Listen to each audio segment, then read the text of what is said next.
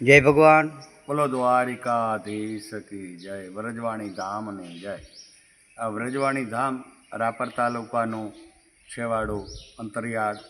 આ વ્રજધામ વ્રજવાણી, તાલુકો રાપર, જિલ્લો ભુજ.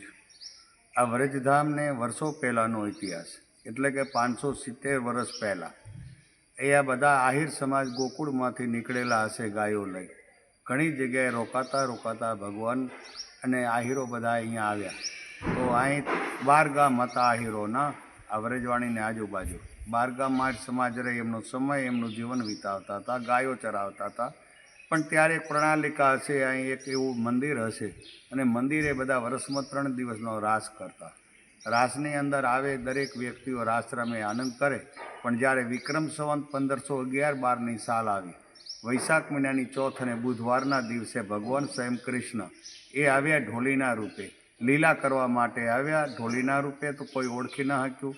બધાય કે ઢોલી આવ્યો ગણીને ઢોલ ચાલુ કર્યો, દીકરીએ રમવાનું ચાલુ કર્યું. 1 દિવસ 2 દિવસ 3 દિવસ સુધી ખાધા પીધા વિના અહીં ઢોલીની હારે આ જ મંદિરના ચોકમાં રાસ રમ્યો. તો એના મા બાપોને ચિંતા થઈ કે આપણી દીકરીઓ કેમ આવતી નથી, એનું કારણ શું, તપાસ કરો, ઢોલ બંધ કરાવો. પણ જ્યારે આહિર સમાજના છોકરાઓ બધા અહીંયા આવ્યા ત્યારે એમને એવા વિચારો આવ્યા હશે કે ઢોલી કોઈ જાદુગર છે, કામણગારો છે, કાંઈક મંત્ર તંત્ર કરેલું હશે, આ ઢોલીને મારો, ઢોલ બંધ કરાવો. આખું ટોળું ઢોલી ઉપર આવી ગયું. ત્યારે જે અત્યારે મોટો પાડીઓ છે મંદિરની સામે, તો એ જ જગ્યાએ ભગવાન સ્વયં કૃષ્ણ અહીંયા અદૃશ્ય થઈ ગયા ઢોલીના રૂપમાં. દીકરીઓને આઘાત લાગ્યો. દીકરીઓએ મનથી નક્કી કર્યું આપણે પણ જવું નથી. ખાધા પીધા વિના 3 દિવસ સુધી રાસ રમ્યું. એ ભાવ વિભોર બનેલી દીકરીઓએ નક્કી કર્યું કે આપણે પણ ઘરે જવું નથી, હવે રહેવું નથી. સ્વયં જો ધરતી જગ્યા આપે તો જીવતા સમાઈ જવું છે. આ 140 દીકરીઓ અલગ અલગ બધી ઉભેલીઓ છે, બધી નાની દીકરી કુંવારિકાઓ છે. અને એ જ જગ્યાએ ઉભેલી દીકરીઓને ધરતીને માંગણી કરતાં ધરતી જગ્યા આપી અને ત્યાં સમાઈ ગઈ છે. આહિરોને ખબર પડતા દોડતા આવ્યા, તો નહીં ઢોલી નહીં દીકરીઓ. ત્યારે બધા કહેવા લાગ્યા કે અમે ઓળખી ન શક્યા, આ ઢોલીના રૂપમાં કોઈ ભગવાન, કોઈ દેવ હશે, આ દીકરીઓ કોઈ ગયા જન્મની ગોપીઓ હશે, કોઈક સતીઓ હશે, પણ આપણે ઓળખી શક્યા નહીં.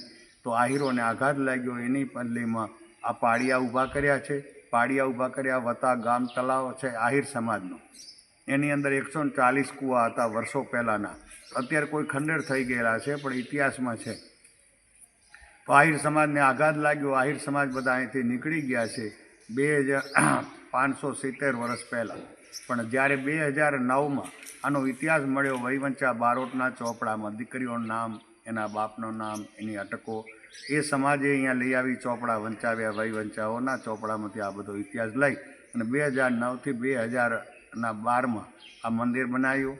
અમારા કચ્છના આહિરો છે, પ્રમુખ છે, મંત્રી છે, એ રીતે આહિરોએ આ મંદિર બનાવ્યા. પછી અત્યારે દરેક આવેલાઓને વ્યક્તિઓને રોકાવાની, જમવાની, નાવા ધોવાની બધી વ્યવસ્થાઓ છે. કોઈ રૂપિયો આપણે ચાર્જ લેતા નથી. એની વ્યવસ્થા એ કોઈને અન્ન ક્ષેત્રમાં દાન આપવું તો આપી શકે.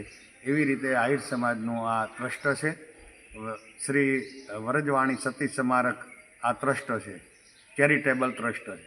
તો એ રીતે આ વ્રજવાણીનો ઇતિહાસ 570 વર્ષનો. અત્યારે વર્ષમાં 2 ઉત્સવ કરી છે, એક વૈશાખની ચોથ અને જન્માષ્ટમી. દરેક આવે, ધજારોહણ હોય, અત્યારે પણ કોઈ ચુંદડીઓ ચડાવે, કોઈ વાઘા ચડાવે, રાસ આખો દી ચાલુ હોય, પ્રસાદ ચાલુ હોય. આ રીતનો ઉત્સવ કરીએ છીએ. અમારું સંચાલિત છે અહીંયા માટે અમે પૂજારીમાં છીએ. આજે 2012થી 2024 સુધી અમે પૂજારીમાં છીએ. આપનું નામ શું? મારું નામ છે રામદાસ કાશીરામ સાધુ, મૂળ ગામ.